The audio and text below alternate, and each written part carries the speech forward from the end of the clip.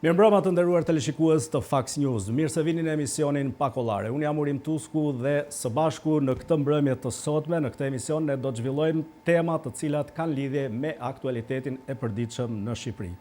Aktualitet i cili për hir të vërtetës në javën që lam pas është ose ka qenë më shumë i ngarkuar nga sa javët e kaluar, për shkak sepse situata politike në vend, por edhe realiteti politiko-shoqëror është shumë i ngarkuar. Fjala vjen në Spaku pothuajse prodhon lajme të herpashershme, të njëjtën gjë ka bërë edhe këtë javë që sapo lam pas. Për të diskutuar në lidhje me këto tema që parashtruan pak më lart, unë kam të ftuar në studio si gjithmonë dy kolegët, duke nisur me Dritan Lacin. Mirëmbrëma Dritan, mirë se erdhe. Dhe zotin Reldar Dedaj. Mirëmbrëma Reldar, mirë se erdhe. Të nderuar teleshikues, ashtu si kundër edhe e tham pak më lart, ajo që vlen të theksohet është se materialet e fundit nga Spaku kanë qenë materiale që kanë dalë ndoshta ose kanë një dorë të padukshme, le të themi, që dalin dhe hidhen në publik, apo me të vërtet është hakeruar, siç është thënë nga lajmet që kanë qarkulluar ditët e fundit. Në lidhje me këtë çështje, unë pyetjen e parë po e drejtoj zotit Dritan Laci për sot, në lidhje me çështjen e informacioneve të Spakut, i cili u justifikua apo të paktën u tha sikur u hakerua një informacion, një dosje, të cilën hakersat pas kanë hyrë nëpërmjet rrjetit dhe i pas kanë marrë këto materiale, të paktën siç thuhet paraprakisht, dhe i pas kanë shpërndarë në dy gazetar. Por njëkohësisht në lidhje me këtë çështje u është thënë këtyre gazetarëve që të mos i publikojnë këto. Si qëndron e vërteta në lidhje me këtë çështje? Shiko, kjo që ndodh këtu është në kuadrin e le të themi të BM-ve që ndodhin në këtë vend, dhe nuk janë le të themi BM të reja. Pra, hakerimi i institucioneve, thyrja e serverave, marrja e atyre deklaratave të biznesit. Pra, një histori donë që në fakt më thënë drejtën ka filluar që ka ardhur kjo majorancë në pushtet që në vitin 2013 dhe në qoftë i kthejmë pak kohës, që neve kishim sot është një ish deputet, por që në atë kohë ishte deputet, i cili u pa të hynte në serverin e takimeve dhe të merrte nga aty të dhëna të vlefshme për biznesin. Dhe një situatë e cila nuk u sqarua kurrë për hir të vërtetës në atë kohë, për çfarë duheshin këto të dhëna, si u përdorën këto të dhëna, edhe pse u tha domun që kjo ishte një lloj gjobdhënie ndaj bizneseve të ndryshme, të cilët sigurisht një biznes ka ato që janë bilancet e veta, ka tatimet e papaguara e kështu me radhë. Por në vazhdim ky nuk ishte një rast i veçuar, sepse ne patëm dhe raste të tjera, siç ishte për shembull futja në sistemin Teams apo marrja nga aty, nga vetë ai që ishte drejtori që sot është në akuzë për këtë çështje, e të dhënave për individ të cilët kanë rekorde kriminale apo që për interesat të policisë janë në gjurmim. Pra, përse i duhet një drejtori, me njëherë pasi ai në muajin e dytë apo të tretë të punës, e para të ndryshonte organikën e vetë stafin e serverit dhe të kërkonte nga aty të merrte me anë të një USB, të merrte të gjitha ato dhënat e aty. Dhe kjo pason tani me një tjetër lajm, ai që është lajmi i fundit, ku guxohet, sepse tani u them që ky është guxim, nuk më them njerëz që të krisur, pra që papritur u erdhi një ide se deri ku mund të shkojë siguria e Spakut. Jo, kjo përbën përveç lajmit fokuson vëmendjen e gjithë opinionit publik për shkak se Spaku është në qendër të vëmendjes së opinionit publik. Tani ka një fokus. Duke qenë se Spaku është kthyer në një lloj miniere, apo është institucioni më i shumë lakuar apo i kërkuar. Do të prodhon lajm për hir të vërtetës. Është kthyer. Dhe nuk prodhon më lajm thjesht me ata që sot janë arrestuar apo janë pas hekura, por dhe me ata të cilët janë në tim, sepse këtu bëhet arkivuar dosje. Pra, tani këtu bëhet fjalë për dosje të cilat janë në fazën e mbledhjes së materialeve. Pra, nuk ka kaluar në tim, pra, mbledhë materialet. Është faza e kryqëzimit të provave gjitha me radhë. Tani flasim si një tabir saraj. Dhe çdo politikan apo biznesmen, sepse duhet të thonë për hir të vërtetës, duhet të thonë që këtu është bërë aq e madhe kjo ndotja, pra janë përfshirë në këto lloj aferash politikan, biznesmenë shumë e radhë, saqë të gjithë tani janë friksuar ose janë me sy me vesh se çfarë Spaku ka në atë dosjet e veta, ose ku po gjërmon Spaku për ditur dhe fatin e tyre në fund të fundit. Dhe kam përshtypjen tani, por tani këto gjëra nuk është të bëhen vetëm. Ne nuk duhet presim ndonë që të dalë emri një politikani pas këtij skandali. Sepse jo, përflitet fakt. Përflitet, po, është një politikan, një biznesmen dhe një person tjetër. Dakor, nga informacionet. Po flasim për atë që çfarë janë ato dosje që po mblidhen, apo jo? Po pra, por nuk e dim se kush është aktori i cili ka orkestruar të gjithë kush qëndron prapa këtij sulmi. Kush qëndron pas këtij sulmi, edhe pse është mendueshme deri diku domethënë që njerëzit të cilët janë arrestuar tashmë janë njerëz të cilët kanë shërbyer. Pra, le ta themi kështu, domethënë që nëse kemi një follow the money, e kuptoj tani domethënë ndiq atë që është nepotizmi, tarafi e gjitha me radhë. Pra, janë njerëz të cilët në funksionin që ata kanë kryer nuk kanë shkuar dhe aq rastësisht. Por janë vendosur nga politikanë vendor, politikanë të cilët janë në Parlamentin e Shqipërisë, të gjithë me radhë, të cilët kanë organizuar një jetë të tërë, kuptimin e emërimeve e gjitha me radhë, të cilët sot do duhet t'ja u kthejnë këtë shërbim. Këtë borxh. Dhe ne kishim një lajm ditën e djeshme ku u arrestua një hacker i cili ishte i moshës 15 vjeç. Po ta shikosh kështu, duket si profilin e tij. Profilin hacker, pavarësisht se hakerat janë të moshave të reja, shpesh janë njerëz që guxojnë ose kanë ato çmenduritë atyre, por 15 vjeç është rast shumë i rrallë. Do mendoj domosdoshmë që është i përdorur. Dhe mendoj domosdoshmë që ka të bëjë pikërisht me rastin konkret. Po, dhe mund të ishte hacker thuaj, por nuk do të orientohej drejtim prokurorisë. Kam përshtypjen që po përdoren të mitur, të instruktuar patjetër për t'i bërë këto punë me qëllim domosdoshmë që sepse kuadri ligjor nuk i kap. Ose janë dënime shumë të lehta për ta. Do ishte ndryshe për tjerë. Po Spaku kur s'mbron dot vetëm, po kjo është çështje tjetër. Kjo është çështje shikoj tani. Nëse ta kalojmë te Eldari dhe diskutojmë. Kjo mund të jetë tradhti e brendshme. Dhe pa tradhti e brendshme e para herë që dishti që një X dosje po hetohet nga X prokurore dhe kjo X prokurore ka këtë kompjuter. Jo, në fakt hyn në rrjet. Ka një IP. Jo, në fakt hyn në rrjet. Ka një IP, kompjuteri i pro. Pra ti duhet ta dish që është një IP nga ky kompjuter. Jo, ka dosje që nëse janë në rrjet. Dhe herë nuk po kuptohemi. Lutem. Po flas për gjë tjetër. Po them edhe një herë që ta sulmosh ti kompjuterin tim, duhet dish IP-n time. Po, dhe kjo është një tradhti e brendshme. Ka rrjedhje të informacionit nga brenda. Po çtu një herë e para. Kupton sepse nga e diti për shkakun që këtë kompjuter po e përdor për shkakun Zoja Milonaj apo Dumani apo dikush tjetër. Pra duhet ta kesh një informacion të brendshëm, është sikur vjedhet një banesë, është vjedhur një banesë atje dhe nuk është thyer asgjë. Por ka shku drejt te kasaforta. Ka shku drejt te kasaforta. Ka që thjesht çdo herë kjo gjëja. Për Eldar, si të duk jehona e madhe mediatike dhe vëmendja e opinionit publik, ose le të themi, a është ky një lloj përdorimi politik i këtyre të dhënave, këtyre informacioneve, dhe është politika ajo që është interesuar më shumë se sa dikush tjetër për të marrë dhe për të rrëmbyer dosjen në këtë lloj forme. Duke pas parasysh sepse vëmendja e Spakut është fokusuar tek personalitetet dhe tek personazhet politikës ditët e fundit, por edhe në vazhdimsi me sa duket kështu do të jetë. Tani, me të thënë drejtën, unë nuk mund të futem në element të detajeve se çfarë ka ndodhur me këtë lloj tendence për të hakeruar kompjutrat ose IP-t e kompjutrave të prokurorëve të Spakut. Por e shoh në një kuadër tjetër, e shoh nga elementi i asaj çfarë ka sjell kjo hallkë e sistemit drejtësisë realisht në jetën shoqërore dhe politike, ekonomike të këtij vendi. Pa diskutim, interesi për ta demotivuar, për ta çorganizuar gjithë punën e Spakut është i shumashëm dhe i shumëfisht.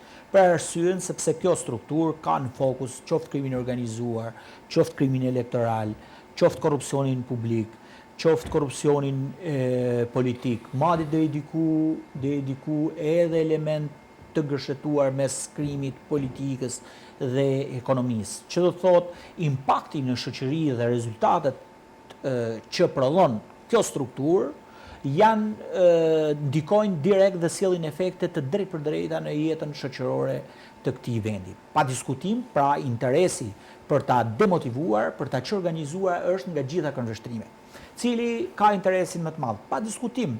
Ajo çfarë ka treguar SPAK-u në të gjitha hetimet e saj, dhe duke parë dhe dosjet që për hir të vërtetës kanë rrjedhur nga kjo strukturë e posaçme dhe një pjesë të këtyre dosjeve ne e kemi lexuar. Kemi parë gëshëtimet e jashtëzakonshme me krimit organizuar, interesit për të ndikuar ose për të manipuluar rezultatin zgjedhor në funksion të X politikani, në funksion të X force politike. Pra kemi një mishmash aktorësh, faktorësh që janë dhe kanë interes për ta demotivuar këtë strukturë ose për të mos thënë tjetër për ta relativizuar krejtësisht ndikimin e saj në opinionin publik dhe për ta bërë të panevojshme. Në vazhdën e kësaj logjike, mund ta ketë bërë ndonjëri për t'i zbeh peshën e SPAK-ut. Fjala vjen që ky nuk mbron dot dosjet e veta. Edhe kjo mund ta ketë bërë për këtë qëllim. Dakor, është një aspekt që rezultat janë të zotë të mbrojnë dosjet e veta. Pa diskutim. Do hetojnë këta krimin në Shqipëri. Pa diskutim.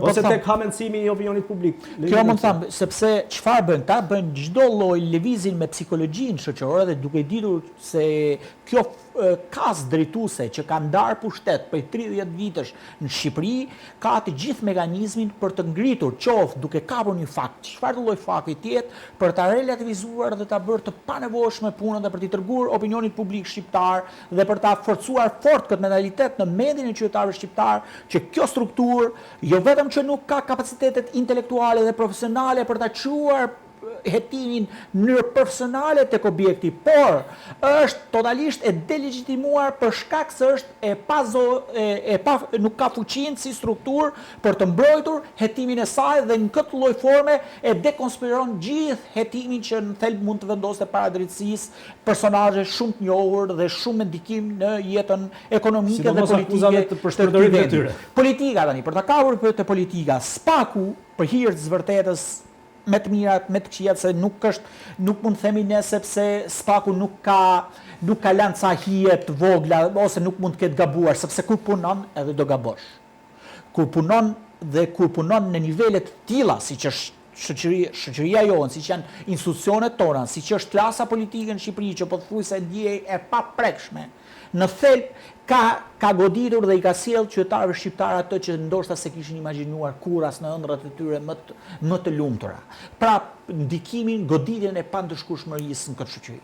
Dhe SPAK-u këtë gjë fenomeni i pandëshkueshmërisë. Po, pa diskutim, dhe kjo ka qenë një nga problemet më të mëdha që ka pas shoqëria shqiptare. Ne kemi hyrë nga ky mentalitet, kemi hyrë gjithmonë në parapolitik, zotëri. Nuk kemi futur se e gjithë civilizimi i jetës shoqërore dhe rruga drejt civilizimit në një shoqëri është krijimi i institucioneve. Çfarë ka bërë? Pandëshkueshmëria ka shkatruar institucionet. Ka shkatruar rregullat e brenda institucioneve, por edhe demokracinë e ka shkatruar në thelb. Çfarë është koncepti i parapolitikës? Koncepti i parapolitikës është kjo kur në X në Shkodër të del Tom Doshi, njeriu i cili t'i zgjidh hallët, në Lezhë të del X-i tjetri, Ulcimania, të del Pierin Dreu, në Vlorë të del Vullnet Sinaj, tjetër, në Tiranë të del Renveliaj, të del Taulan Balla, të del kuta diun X y Y. Pra këto janë koncepte parapolitike ku njerëzit i drejtohen individit, sepse individi jo vetëm që nuk ndëshkohet, po individi ka fuqinë që të ndëshkojë ty, të pedezullojë ty, por edhe të zgjidh hallat ty që se ti je shërbëtor dhe më këmbës i këtyre individëve. Ky është koncepti primordial i krijimit të një shoqërie dhe ne faktikisht jemi në shekullin 21 dhe nuk duhet të harrojmë. Dhe ne kemi kurajën dhe forcën që të investojmë dhe të luftojmë për krijimin e institucioneve. Ngritja e institucioneve është koncepti parimor i demokracisë. Pse? Njeh ligjin, njeh garën, njeh meritokracinë dhe nuk ka në horizontin e saj, në busullin e saj, konceptin e pandëshkueshmërisë. Individi është i sulët përballë institucioneve. Ka dhe kryeministri i cili krijon lidhje, thotë më shkruajnë mesazhet pa diskutim, këto futemi konceptin autoritar. Rri pak aty se shumë e rëndësishme. Më ka rastisur këto kohë të fundit për shkak të nevojës së informacionit edhe mbledhjes edhe një emision në cilin unë kam marrë përsipër prej disa kohësh. Nuk ta thush emrin që ka të bëjë me denoncime, por nuk duhet përmend emrin e deputetit, po them për fenomenin. Po fenomeni, jo, thash emrin e emisionit. Dhe në gjithë ato që është lëmi i halleve të këtij vendi, shumica e njerëzve nuk shishkuar asnjëherë të drejtoheshin zyrtarisht një institucioni por në të gjithë denoncimet e tyre përmendin faktin që i kishin rënë telefon deputetit zonës. Jo, kjo vjen dhe me mendësi për klanin. Kjo është parapolitika. Kjo është parapolitika. Kjo është parapolitika. Kjo është të shkosh më shpejt drejt, por kjo nuk është zgjidhja, nuk është zgjidhja Prirja jon ballkanike. Është zgjidhje institucionale, planore, baraktarizëm total. Pra, kjo është zbërja totale e institucioneve. Po pra. Dhe gjitha drejtësimi shkon tek kulti i individit, i cili zgjidh problemet. Dhe kur ky individ, i cili është i deputet ose i kandidat për deputet, i cili me të marrë mandatin, të mbyll rubinetin ose nuk ta hap më të heq vështrimin, nuk hap telefonin, mali halleve ngelet aty. Vazhdon aty, mbarset, derisa njerëzit shkojnë në dëshpërim. Por këta njerëz, unë kuptoj domosdoshmë që nga kjo nevojë dëshpërimi që ata kanë, e cila zgjat 4 vjet, por nuk zgjat 4 vjet, këta rikthehen prapë tek njëjtit individ, të cilët sërish i trajtojnë e kupton si kope. Po sepse është ndërtimi psikologjik, kulturor që ne jemi njerëzit e filanit, me klane, me tribalizëm. Dhe jam habitur jashtë asë, sepse në gjitha këto denoncime që në fakt erdhën u adresuan tek media konkrete në këtë rast, e kupton ata kishin shkuar fillimisht tek deputeti i zonës, i cili nuk ka kishte zgjitur për hir të vërtetës. Ndërkohë që kishin humbur komplet rrugën institucionale. Nuk e kishin konsumuar hallkat institucionale në konsiderat kulturë pra. Nuk e fusin konsiderat. Madje edhe vin të drejtat e tyre, kjo i takon. Po jo, rënia e shtetit. Koncepti i rënies dhe koncepti sepse madje në vazhdim asaj të lutem. Po bëhet dhe fushat elektorale. Punët u zgjidh thon thot. Dikush. Po jo të kryen institucione, po të gjithë të tjerë që mbyllin telefonin, ndërsa unë ju zgjidh. Unë ju zgjidh punën. Kjo është nashme. Po ta shohësh gjuhën e këtyre kandidatëve për deputet, një pjesë të cilët po rreken të fitojnë sërish mandat dhe kanë fituar se janë me siguri në listë të mbyllur. Se do ta diskutojmë atë. Është gjuha e baktis. Pra, gjuha e lopëve. T'jap 5 lop, t'jap 2 lop, t'jap 3 lop. Domethënë një xhambazë, mendsi xhambaze. Po, ndërkohë që ata njerëz kanë hyrë në konflikt me njëri tjetrin atje.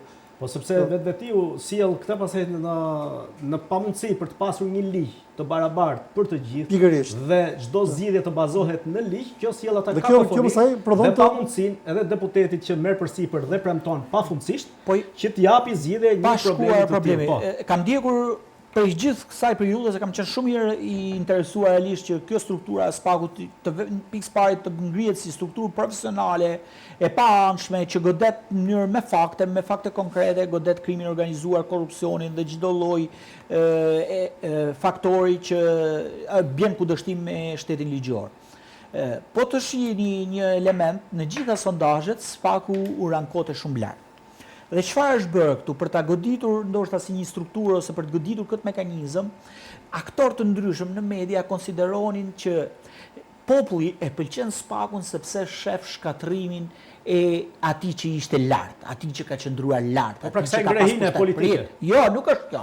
Apo individi. Nuk është individi, ata lidhesh me individ. Nuk është kjo shkatrimi i individit. Pa diskutim kjo mund të përbëjë interes për një media, mund të bëjë interes për një se fabula e Hirushës gjithmonë është interesante në komunikim.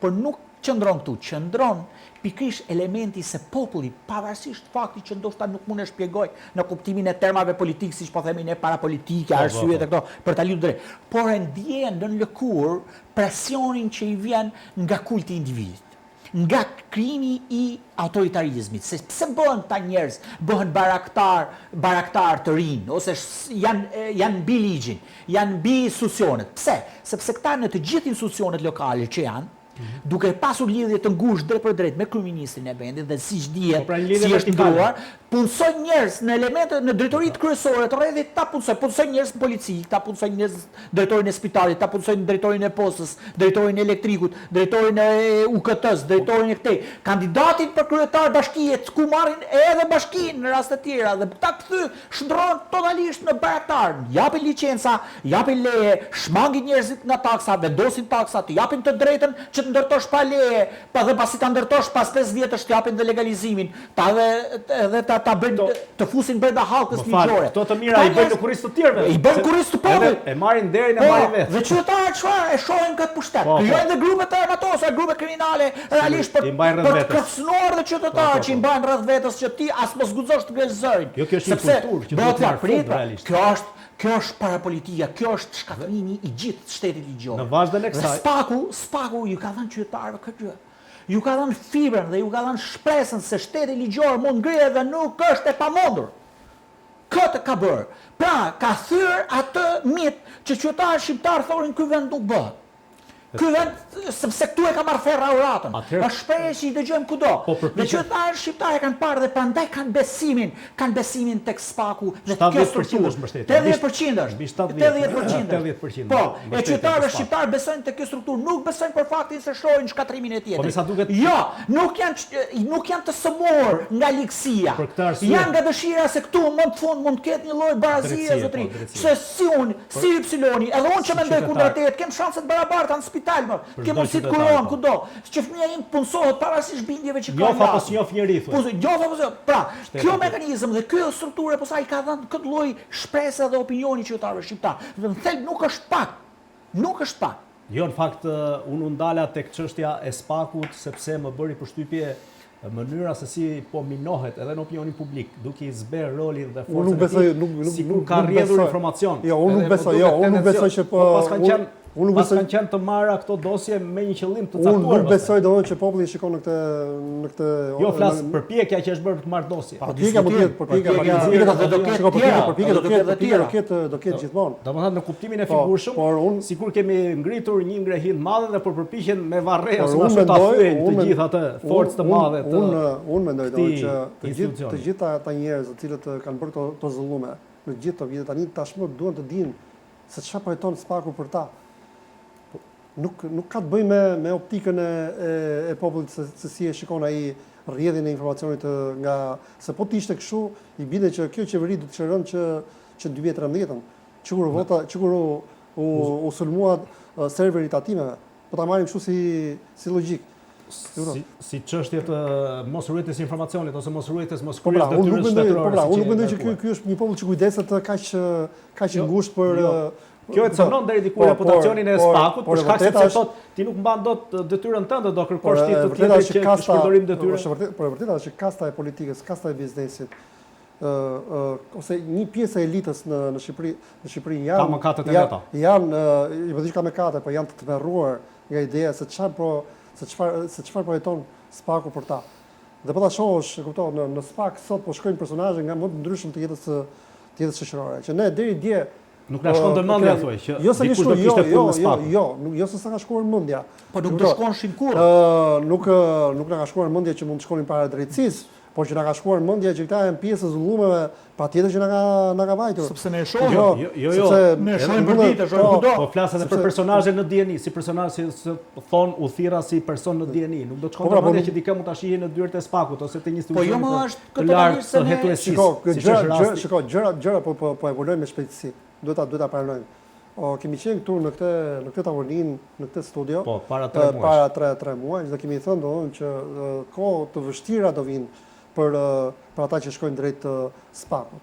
Pra, nëse deri dje, le themi që kishte jo tentativa, por indicie që mund t'ja hidhin zullumeve të tyre, edhe me një gjykim të shkurtuar, koha po na tregon dhe po na jep vetë drejt që tashmë as gjykimi i shkurtuar nuk po pranohet më. Pra do ta vuash dëmin që ke bërë, përdorimin e detyrës, abuzimin e detyrës, korrupsionin madhor që ke bërë, me sa duket do ta vuash deri në fund. Dhe ky është rasti në vitet e gjata të burgut. Dhe ky është rasti i PSD-s. E kupton, i drejtorit të PSD-s, të cilën nuk u pranua gjykimi i shkurtuar. Ne kemi qenë pak, nuk do ta them skeptik. Mosbesues. Do ta them mosbesues kur thanë domun që trajnerët e Spakut amerikan tashmë po ndrojnë. Kanë ndruar kostum. Ata amerikanë janë. E kupton? Po thjesht i përkasin tani asaj që nuk i përkasin të tjerët. Pra nuk kanë më atë mburojën që kishin këta. Pra e kanë bërë një zullum të caktuar, janë atje, por ja kanë hedhur disi paqë. me 1, 2 apo 3 vite. Tashmë kohët, me sa duket ka ndryshuar me shpejtësi dhe brenda një arku kohor shumë pakët. Dhe kam përshtypjen se ky është tani tmerri i madh domthonjë që këta po përjetojnë, sepse nëse do ketë një vendime të formave të prera të apelit, do ta kenë shumë vështirë që dalin nga atje ku janë. Ku hyn. Mirë, do të shkojmë në hapësirë publicitare të nderuar teleshikues dhe do të rikthehemi vetëm pas pak këtu në studio.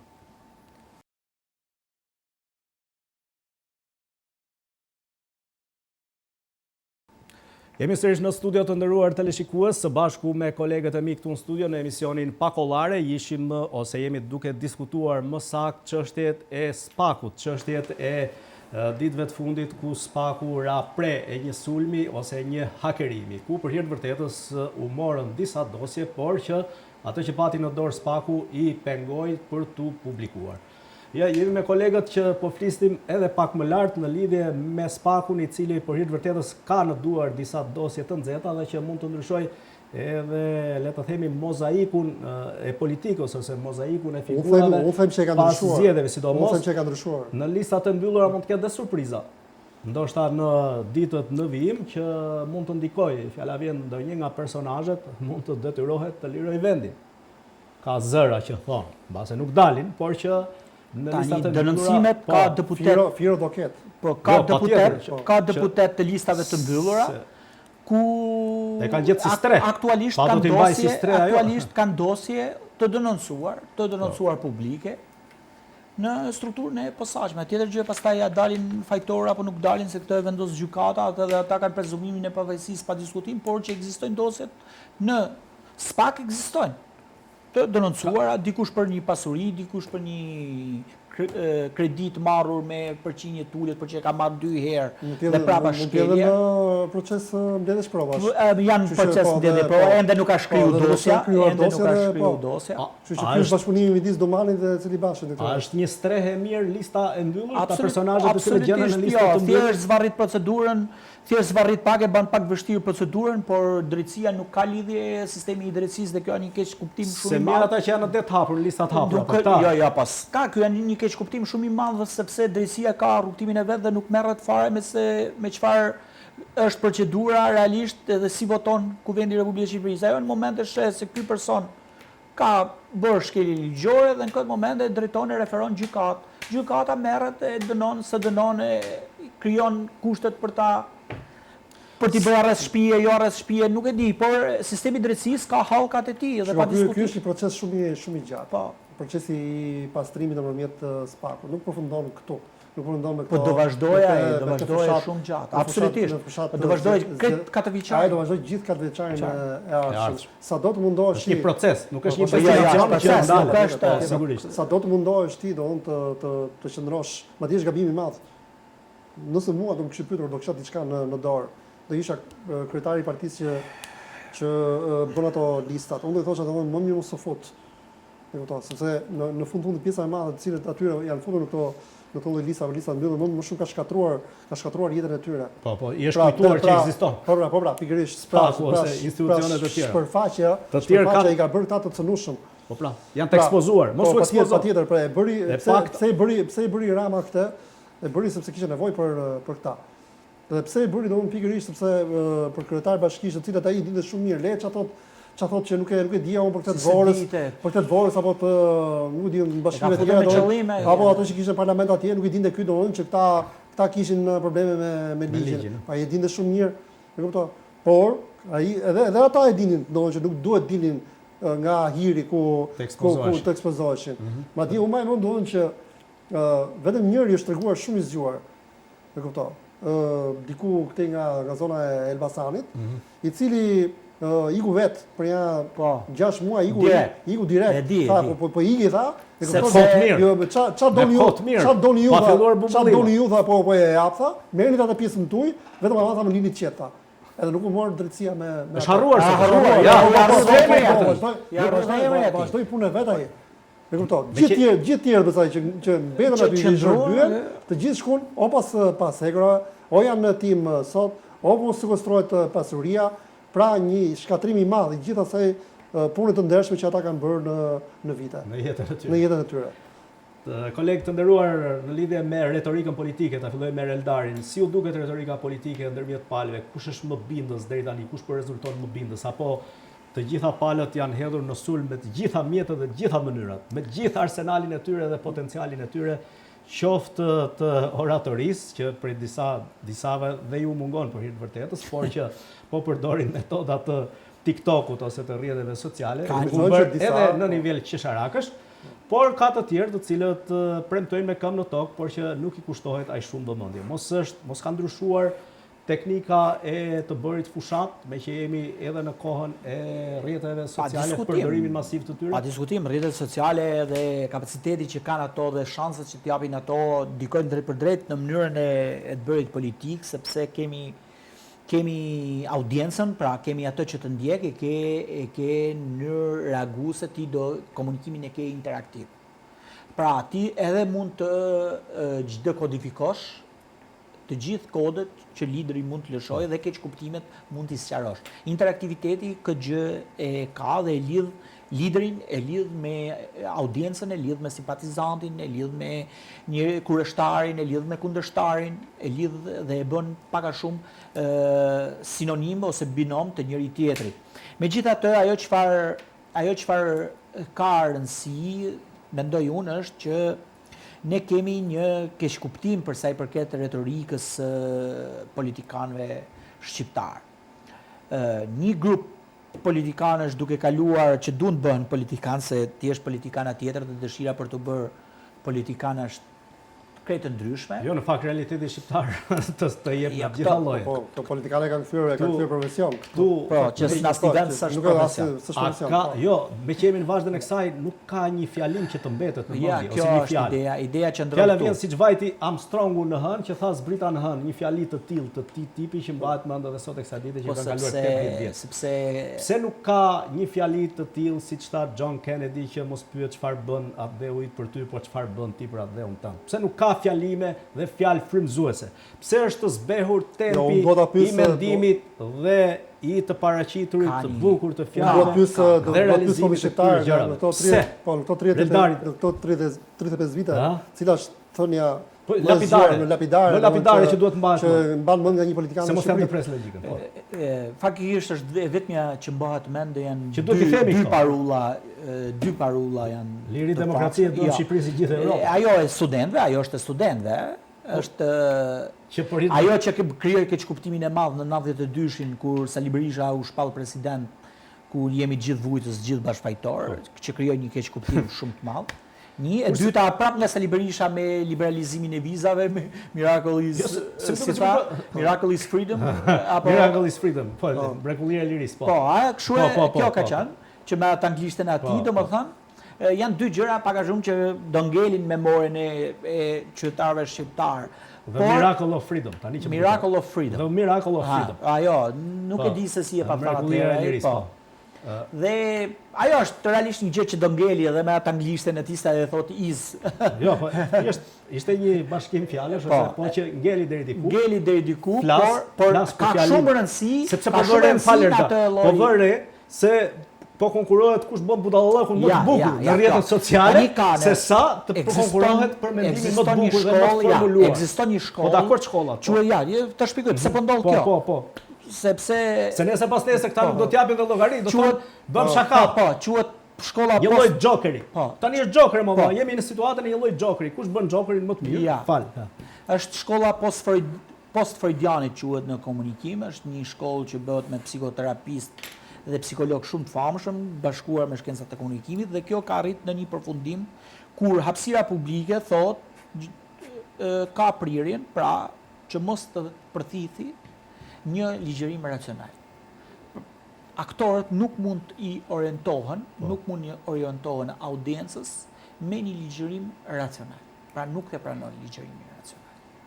Ata duan një mesazh, duan një retorik, kryesisht emocionale, kryesisht me fjalë formula të gatshme, drejt banalitetit, drejt marginalizimit gjuhës, për të bërë në kufit ekstrem të thjeshtësisë mesazhit, Është tjetër gjë të jetë një mesazh i thjeshtë dhe tjetër gjë ta qosh mesazhin në kufi drejt banalizimit të plot, banalizimit total. Sepse audienca këtë prirje ka dhe veçanërisht nëpërmjet rrjeteve të këtyre. Është dhe Gustav Le Bon, i cili që në vitet 30 tha që çdo mesazh që del në hapësirën publike, hapësira publike e përthith atë mesazh sipas tipareve që ka njeriu që e merr. Pra çdo njeri e përthith mesazhin sipas nivelit të tij kulturor. Kjo do thotë që çdo mesazh i hedhur në hapësirën publike ka tendencën për të keq interpretuar në të gjitha format dhe komunikimi më tepër në hapësirën publike është komunikim, krijon mos kuptim, krijon ndarje, krijon dhe prandaj shoqëria ka nevojë që të jetë racionale dhe komunikimi racional nxitet veçanërisht nga aktorët, por pa diskutim edhe instrumentat e komunikimit. Jemi në banalitetin e komunikimit për arsye për ta quar mesazhin në nivel sa më të lartë audiencë. Tani këta e bëjnë me një qëllim caktuar në gjykimin tuaj, apo si janë të zbrehur dhe nuk kanë kapacitetin e duhur për të dalë publikut dhe për të shfaqur me një mendim të plotë. Sa i përket Ramës dhe zotit Basha, i gjithë komunikimi i tyre në rrjetet sociale dhe veçanërisht në rrjetet sociale bëhet për të tërheq audiencën e re drejt tyre dhe në sigurisht pa diskutim me këto mesazhe banalitete. Në këto mesazhe banalitete ato te kalojnë edhe në mesazhe të rëndësishme, pa diskutim te kalon mesazhi që Rama pjesën më të madhe të qeverisë tij e ka në burg ose kandidat për burg.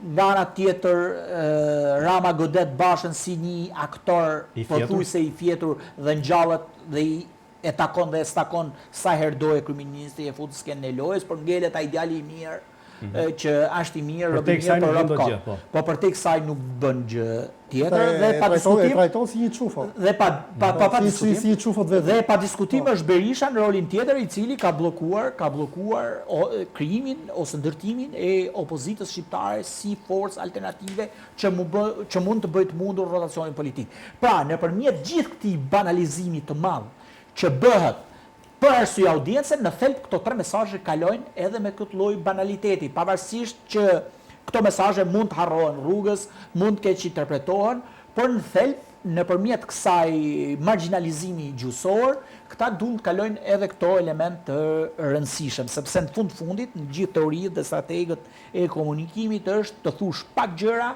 por mesazhin kryesor ta thush në forma të ndryshme, por ta përsërisësh disa herë. Po këta s'po konkurrojnë dot as përballë Ramës, njëri është alternativë që ngrihet dhe stakohet dhe ndizet sa herë dojë Rama, kurse tjetri është e vjetra. Pra pamja Sali Berisha po goditet si i vjetri dhe si njeriu që bllokon alternativen, pavarësisht banalitetit që ka.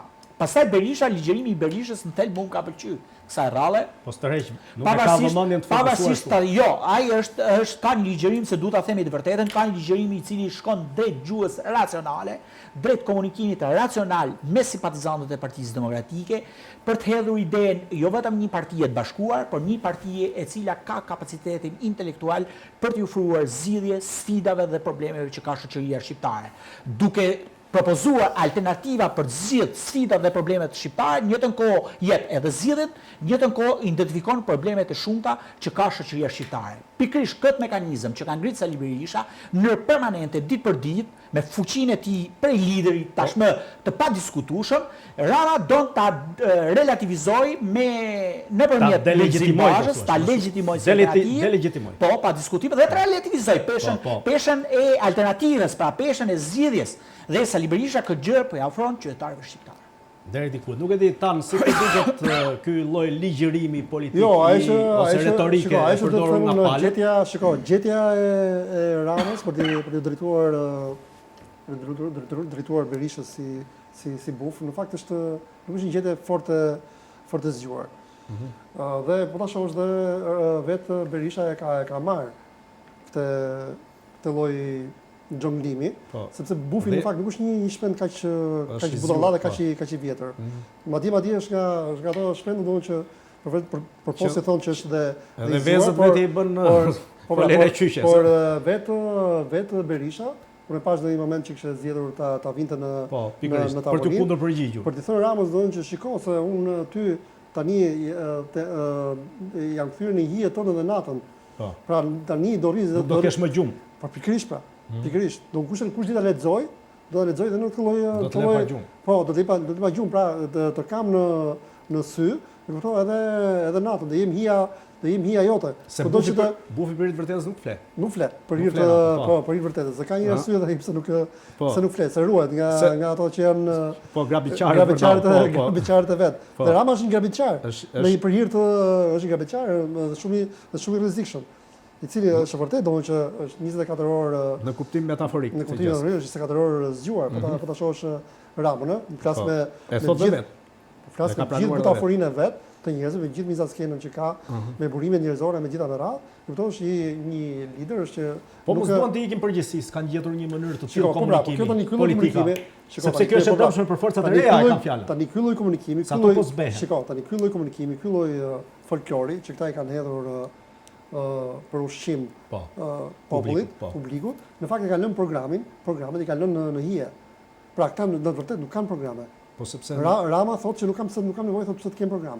Se ka 12 vjet që nuk është përmbajtur asnjë premtimi. Pse do të premtoj të reja kur ai më mirë ka përmbushur. Më mirë bëj hajgare, shifyre, kurse ku morë nga mëngjesi deri në darkë, të paktën i zbavis. Ndryshe nga Berisha, i cili e quan një buf i cili bufkën pa thosë ai thot bufkën edhe po që nuk fle gjumë.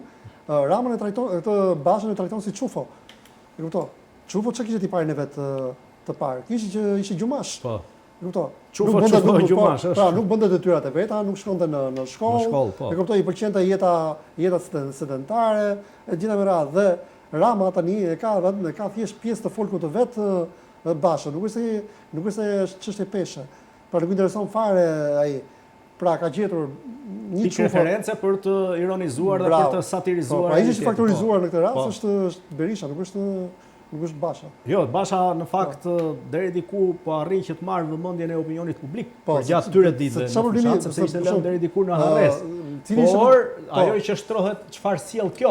Se në finale kjo është. Cili është feedbacku? Cili është rezultati? Çufo kishte edhe një tipar tjetër. Kishte problematik me aritmetik. E kupton? Si Çufo, si Basha janë problem në aritmetik. Të dy.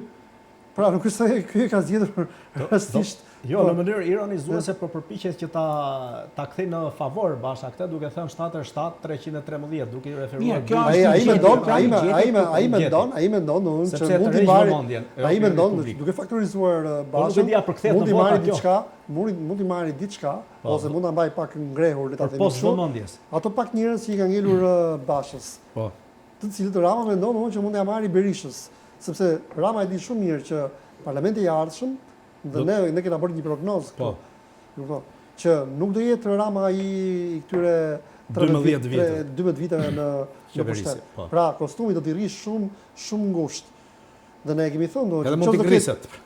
Ne kemi thënë që çdo të ketë një sukses Berisha në këto zgjedhje është që t'i afrohet pushtetit të Ramës. Pra në numra ta ngërthej sa ta detyrojë domthonjë që të bëjë një marrëveshje. Jo, faktorët po shtohen, në fakt janë dhe faktorët e rinj, partitë e reja politike, të cilat janë polarizimi i skenës politike, i skenës janë shtuar spektrin politik në zgjedhje. Dhe nuk është një risi kjo për politikën këtë vit.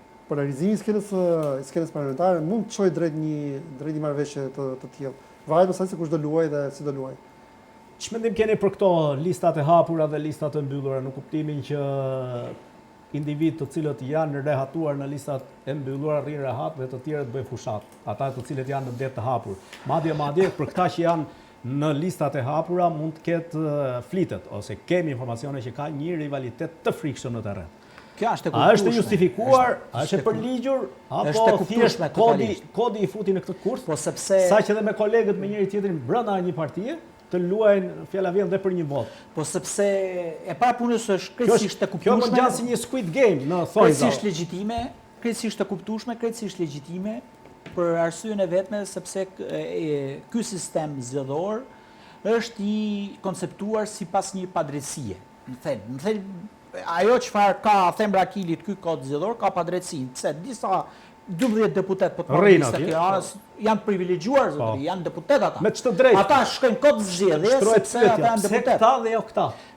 Kjo, pra përderisa ky kod zgjedhor të jep këtë lloj padrejtësie, atëherë çfarë do të kërkojmë ne? Do kërkojmë drejtësi tek këta që rivalizojnë listën e hapur ku për hir të vërtetës vendosin në lojë, hedhin në lojë si zara kontributin e tyre, performancën e tyre, miqësinë e tyre, lidhjet familjare, ekonomike, shoqërore, kulturore, karrierën në sektorët ku kanë madje dhe integritetin personal. Dhe tashmë mos luftojnë për veten e vet. Kështu që ata janë në një arenë gladiatorësh për jetë apo vdekje në këtë lloj gare, sepse janë diskutohen i gjithë kredibiliteti individual. Dhe të lush me dignitetin e individit nuk është gjë e vogël. Dhe çfarë në funksion që të përfitojë një individ. A e rëndon Përfitojë kryeministri sepse këta gjithë janë punësurë edhe në fund përfundojnë punësurë të kryeministrit. Dhe kjo është të mëshmja. Kjo retorikë TikToku e rëndon peshën e tyre? Se ta përpiqen të bëjnë një politikë serioze në terren, duke takuar në duar gjithë qytetarët. E relativizon sepse i bën pa interes në masivizimin e mesazhit tyre, sepse audienca ka nevojë për spektaklin politik, ka nevojë për gallatën politike, ka nevojë për sarkazmin politik. Po kur zbret terren do japësh dorën dhe do i premtosh face to face, mekanizmi është. Po pra, këtë po them, face to face. Ai di shumë mirë që po jep dorën njeriu që nesër do ketë as peshë në parlament, do as Kush do ka diskutuar këtë? Ta shohin këtë prizëm të retorik, ta lidhin me deputetët që po kërkon votë. Një shoqëri kaq pragmatiste, unë nuk mund të ketë prirje për të vlerësuar argumentin logjik apo retorikën logjike që ka një kandidat. Jo, bazon te nevoja. Sepse në thelb kodi zgjedhor, pavarësisht retorikës dhe kontributit që ka, qoftë profesional, qoftë intelektual, qoftë dhe lidhje familjare ekonomike, e bën bosh në jetën parlamentare. Nuk ka asnjë lloj rëndësie, sepse pesha e gravitetit qëndron te kryetari i partisë, ai që bën listën, ai që nuk pyet për institucione partijake. Po atëherë pse bën premtime këta në terren? Po pa diskutimisht, politika ka nevojë për retorikë. Dgjoj, politika ka nevojë për retorikë. Politika nuk e pranon boshin. Pra, në hapësirën publike ai pa diskutim përçon edhe programin e Partisë Demokratike. Pjesë e njësisë. Po këta nuk kanë as kapacitet intelektual. Po nuk e kanë pa diskutim. Pjesa më e madhe janë 3 emra që mund t'i konsiderojmë në listën e hapur që kanë një lloj vlere individuale dhe themi ne është gjëna që mos futen në parlamentare. Pjesa më të madhe të jetës parlamentare shqiptare dhe veçanërisht për të krijuar staturën e lideri absolut siç është krijuar lideri politik në Shqipëri, ka nevojë që nga Mergaveli ka nevojë për njerëz nivelit të dorës dytë, që cilët nuk e konkurrojnë intelektualisht liderin, madje janë me 10 vende bosh, pastaj vjen lideri. Sepse një lider i cili kërcënohet në ide, kërcënohet në dignitet, kërcënohet në moral, nuk e pranon konkurrencën. Ne prandaj kemi lidera kaq autoritar. Prandaj 2 individ kanë kapur sistemin apo 3 individ kanë kapur sistemin, se pikërisht poshtë kanë lënë një kënet. Dhe këneta realisht është në të dyja palët. Kanë njerëz që nuk kanë integritet, njerëz që nuk i thonë boll bek se ka hendek. Ndalo bek se ka hendek. Nuk ja thot askush. Drejtanësi shkon një kandidat i listës së hapur, një qytetari, ku kryetari i tij bën hajgare ose bën humor në rrjetet sociale dhe i premton premtime serioze, fjalëve çfarë të mungon. Ai shkon vetëm a tingëllon dhe kërcet kjo nga pikpamja e seriozitetit. Ai shkon në një elektorat vetëm me ëndrrën e tij për karrige. Ëndra e tij për karrige dhe di shumë mirë që nuk është ëndra për karrigen e parlamentit, por është për qenë drejtor, për të pasur një taraf, për të mbajtur mirë biznesin e vet. Kërkojnë shumë që të marrin pak. Absolutisht. Ose synën yje që të arrin deri në hap pak. Kryesisht shqiptarët do ta themi domosdoshmë që e kanë shumë për zemër të fërkohen. Do të marrin pak nga sharmi i qoftë një kandidati për deputet, i përkëdhel sedrën kjo. U duket si lampa e Aladinit, domethënë që po duke fërkuar dhe aty do vinë dëshirat do zgjidhen dhe hallet e tyre. Por në fakt nuk ka ndodhur kështu. Përkundrazi jeta e tyre është përkeqësuar vazhdimisht dhe ky është realiteti i hidhur domosdoshmë që sot është në Shqipëri dhe ndoshta nuk e di kur do vijë ditë që shqiptarët ta kuptojnë në të vërtetë domosdoshmë se kjo që bëjnë mënyra se si ata i shohin mënyra fascinante se si ata i shohin zyrtarët, e kupton, nuk është zgjidhja e dur. Zgjidhja e dur është vetëm puna dhe vetëm puna. Po ky diversioni që po krijon kreu i mazhorancës, si po i thotë, largohuni nga këneta, mos po i thret hajdeni në detin e gënjeshtrave, se kështu i bie. Po logjikisht largohen nga këneta, çojnë në detin, të mbyten në detin e gënjeshtrave. E vetmja mënyrë që Rama mund t'i kthehet matematikisht ose logjikës matematike, por edhe logjikës të moralit politik e vetmja mënyrë që të shkoj, tentoj për një që të tentoj Diversion, mandatin e tretë dhe mandatin e ka, jo, është problemi që të fusi sepse shndrohet një parti monopartiak, sistemi bëhet monopartiak. Dhe ka nevojë që ky sistem monopartiak të ketë pa diskutime edhe njerëzit që ja arriti qëllimin, ata që bëri bëri Vozita Qotoroqë, u shndroi shteti shndroi dhe çfarë këta do marrin pa diskutim në elektoratin e djathtë dhe për ta bërë Partinë Demokratike apo opozitën shqiptare një faktor pa rëndësi në jetën publike dhe ekonomike, pa diskutim, sepse vetëm në këtë lloj forme mund të mbajë dhe mund të ketë jetëgjatësi. Suksesi më i madh i opozitës shqiptare është, nëse arrin opozita shqiptare, është që kryeministri Rama, pa diskutim, pavarësisht llogaritjeve, pavarësisht presionit, pavarësisht të gjitha skemave që kanë ndërtuar në mënyrë profesionale, të mos kapi krijimin e qeverisë, pra të jetë mazhorancë absolute në Kuvendin e Republikës së Shqipërisë, por qeveria socialiste të jetë me koalicion dhe detyrohet futet në koalicion ose përndryshe do të jetë një qeveri teknike dhe të ketë zgjedhje të shpejta. Ata nuk e dia të shkojnë për të paktën, por sukses i vogël, qoftë minimal i opozitës, qoftë detyron kryeministrin Rama që të bëjë qeveri me koalicion dhe kjo nuk është pak. Ideja e Berishës për të pasur një qeveri teknike, e cila nuk arrit. Nuk është dorë Berishës ajo, nuk kishte asnjë. Po nuk kishte se të arrije para zgjedhjeve. Bravo. Nuk kishte asnjë lloj guri presioni. Le të shohim sepse kemi mbritur në fund programit të ndëruar. Të nderuar, faleminderit Dritan, faleminderit Eldar, të nderuar televizionistë, mbritëm në fund të programit edhe për sot. Ju falenderojmë që na ndoqët. Ju kujtojmë takimin tonë të ardhshëm, i cili do të jetë sërish të shtunën e ardhshme. Deri atëherë, mirupafshim.